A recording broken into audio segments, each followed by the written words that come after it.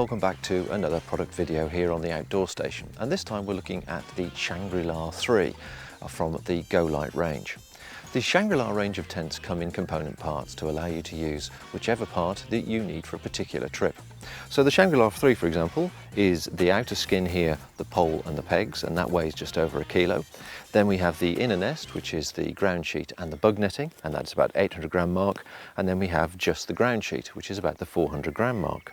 Now, depending on the type of trip you're doing, you may not actually want the inner nest, but you just want the shelter and the ground sheet, or no ground sheet at all. Or if you're obviously going somewhere and it's buggy season, then you'll require the inner nest.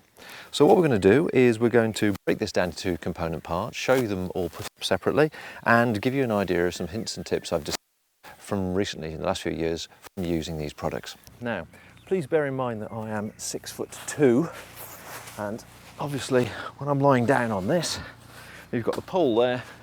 As you can see, there's plenty of space here for me and another adult.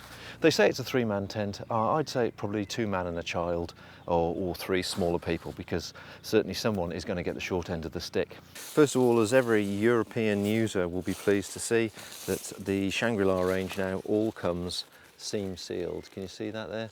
Everything is nicely seam sealed all the way through, so there's no more faffing about with a little bit of gooey seam sealant to make these American tents waterproof. It's been made sort of aircraft style, lightweight aluminium. It is actually beautiful to hold as if you're into your poles sort of thing. But the Americans design team, for some reason though, have done something which I think is perhaps slightly ineffective, in the sense that they've beveled the end, if you can just see there.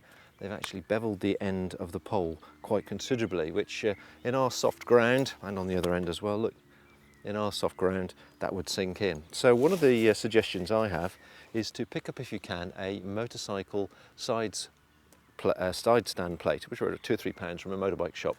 And as you can see here, what I've done is I've actually just cut out a bit of plywood into a square, drilled a hole in the centre. In fact, that should be slightly deeper, because what that does is then the pole sits in there quite nicely, as you can see that, into there quite nicely, and stays put in the centre of the tent where you want it to be, and so prevents it from sinking into the ground and also moving during the night.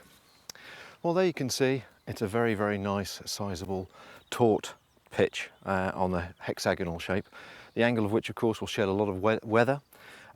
It's very well protected for most conditions. There's a good ventilation around the base area there, which can be raised or lowered according to your needs at any one particular time. But let's look at some of the key features on the 2010. First of all, the material is considerably lighter than the old Hex 3 and the Shangri-La 3, so that's wonderful. It's seam sealed, as I say, which is great. Secondly, the vents. There are now 3 sizable air vents instead of the usual 2, with a good overlap to allow to protect from a horizontal range, with reflective tabs on it as well, so you can see it. And there are 6 other guying tabs too, about halfway around the tent here, as you can see, again reflective for you should you wish to really pin this to the ground.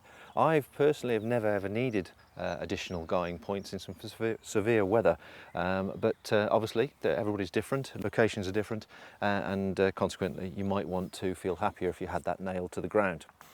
Furthermore, at the base of each of these panels, there's also 6 further tabs to secure it tightly to the ground.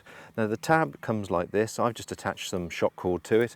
I've taken one of my titanium pegs, put some high-vis material on it, heat shrinking material that you can just put on the pegs and heat shrink it down. And then once you peg this out, this really does give all 6 panels a very, very rigid feel, and I'll just do that now. Now, there is one superb thing this year which has been an improvement, which I'm sure everybody who's a fan of the Shangri-La 3 and the Hex 3 will approve of. They've put a double-ended zip in the door. It used to be a straight zip that went from floor to the top here, but now they've actually put it and made it a J-zip, and it's double-ended, which means that should you be wanting to cook inside the tent, or just generally have a peep out in the morning to see what the weather's like, you've actually got a lovely, great big vent there, which is wonderful, absolutely wonderful. Well, as you can see, even for a big guy like me, getting into Shangri-La 3 isn't a problem. I can kneel up to change should I need to. It's a wonderful space, certainly for the amount of weight. Well, a couple of new features. What have we got? Well, we've got these tabs around the outside here at all the joins, which are for holding the inner nest taut, should you have the inner nest inside.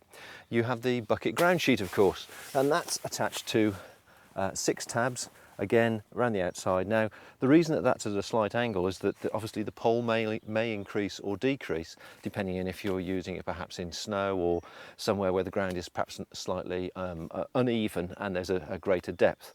However, if you prefer to make that as short as possible, a quick little 5 minutes with a needle and thread will reduce that right down, and you can have that at quite a steep angle and obviously prevent any of the drafts.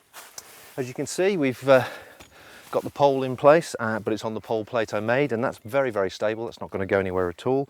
But again, you can save another 200 or 300 grams by using a walking pole extender, and the whole shelter then would come down to about the 800 gram mark, which is fantastic for such a massive amount of space.